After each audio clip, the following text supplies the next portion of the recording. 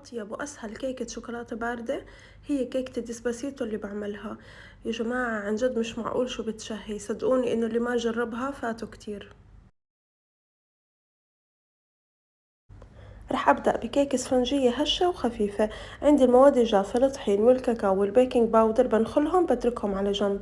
عندي هون البيض والفانيلا والسكر، رح أخفقهم لحتى المزيج يضاعف حجمه مرتين ويصير لونه فاتح بهذا الشكل مثل ما شايفين.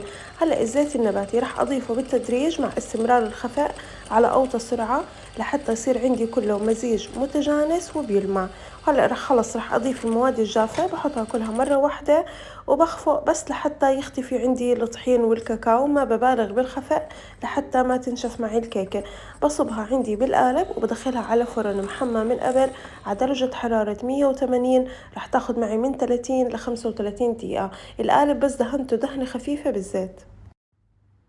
وهون طلعت الكيكة من الفرن بتركها تبرد هيك 10 دقايق، وبعدين بأي عود خشبي بثقبها وبشربها بحليب اللي على نكهة الشوكولاتة. الحليب الجاهز هاد شربتها باكيت ونص، بس الحليب يكون بدرجة حرارة الغرفة مش بارد من التلاجة. والكيكة اسفنجية هشة، هلأ شوفوا فورا رح تشرب الحليب كله. بتركها هيك لحتى عندي تبرد تماما. وهلأ رح انتقل لخطوة عمل الكريمة. عندي هون شوكولاتة دوبتها بالمايكروويف، كريمة خفق حطيت عليها معلقتين كاكاو وراح أخفقها الكريمة باردة من التلاجة لحتى تتماسك عندي الكريمة. بنزل عليها 3 كوب من الشوكولاتة القابلة للدهن والشوكولاتة اللي ذوبتها بالمايكروويف، وهلأ برجع بخفقها.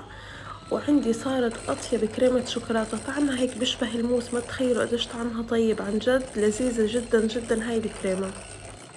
هلا رح اوزع الكريمة. طبعا الكيكة بردت عندي تماما، تركت الكيكة تبرد. وهلا رح احط عليها الكريمة وبعدين رح اساوي سطحها واخلي سطحها هيك مستوي وشكله مرتب وحلو بهذا الشكل.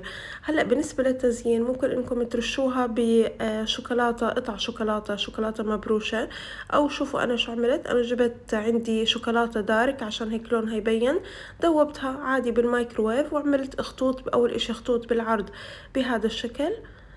بعدين رح أجيب عندي بعود خشبي وبعمل خطوط بالطول. بعدين عكست القالب ورجعت عملت خطوط وصارت عندي هيك جاهزة. شوفوا شكلها كتير حلو. بتركها بالتلاجة تبرد وراح أقدمها. طبعا لما تبرد بالتلاجة الكريمة هاي رح تتماسك، بتحسوها كأنها صارت آيس كريم. ولما أجي أقطعها بتعطيني هيك قطع مرتبة وشكلها كتير حلو. جربوها، متأكدة رح تحبوها، طعمها جدا جدا لذيذ.